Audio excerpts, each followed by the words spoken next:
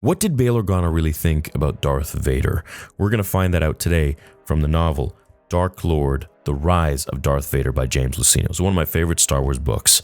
Now, keep in mind this information comes just about recently after Revenge of the Sith, within weeks to a couple of months after Order 66, which puts it at 19 BBY, 19 years before A New Hope, before the Battle of Yavin.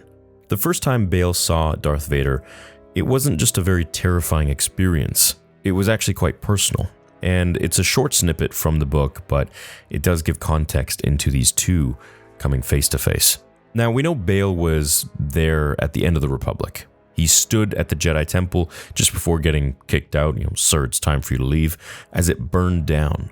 He watched the clones execute the Jedi, which if you didn't know, that was Jet Lucas, that was George Lucas's son, and he watched democracy die. Now, there was something about the way Vader moved, the mechanical voice, the black armor, the way he carried himself, that seemed familiar to Bail. Let's get right into it. So sit back, relax, hit the like button if you enjoy these kinds of lore videos, and let's get into it. Vader is summoned to Alderaan on official Imperial business. He boards Bail Organa's diplomatic cruiser, and the two men speak briefly. Bail, as a high-ranking senator and secret dissenter against the Empire, of course, maintains his composure, but internally, he is shook. Now, this moment from the book describes Bail observing Vader and sensing some weird connection. There was something about the way the Dark Lord moved, deliberate yet familiar, that gave Bail a pause. A chill ran down his spine, the sound of the respirator, the deliberate cadence, the silence behind the voice. Now, I want to segue for a second. A lot of people always gave Hayden Christensen so much flack for the way he spoke, but you can see it was exactly like this for this reason, the cadence. His cadence, when he spoke as Anakin Skywalker, was supposed to be easily transferred into Darth Vader's cadence. Yes, my master. It was supposed to be exactly the same so that you can notice and you can connect the dots that this is the same person, especially in situations like this.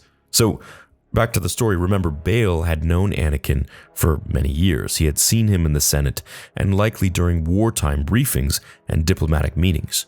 He watched him fight, he'd heard the whispers of how close he was to the Chancellor, and he knew Anakin was powerful, volatile, and emotional, and above all, dangerous.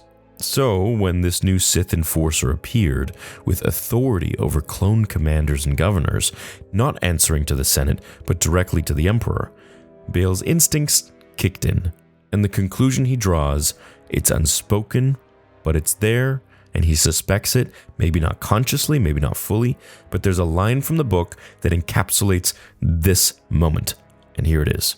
He didn't know who or what the Dark Lord truly was, but Bail Organa was not a man to ignore his instincts, and his instincts told him the galaxy had just been placed in the hands of a butcher. Now, he doesn't say Anakin, he doesn't ask, but the implication is very heavy as the reader. Now, Bail, being extremely political and tactical, knows better than to say anything.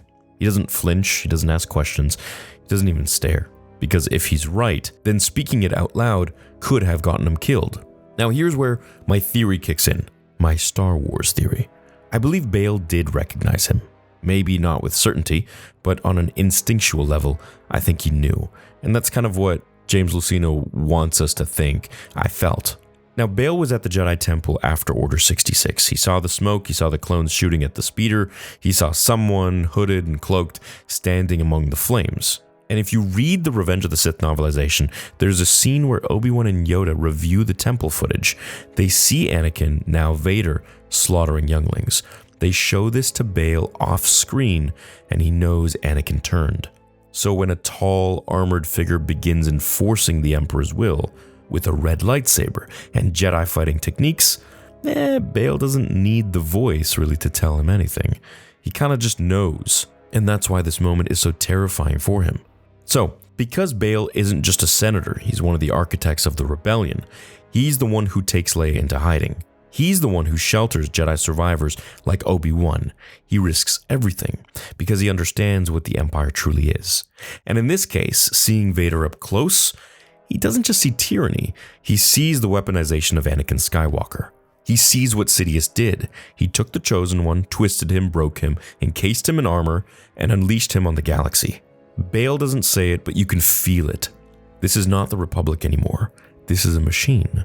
And at the heart of it, it's the same boy who once defended the Republic on Geonosis, who stormed separatist fortresses, who flew starfighters through droid fleets, and now wears a black mask and kills without hesitation.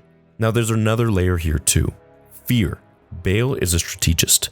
He knows when to pick these battles, and this moment teaches him something critical. Vader cannot be stopped.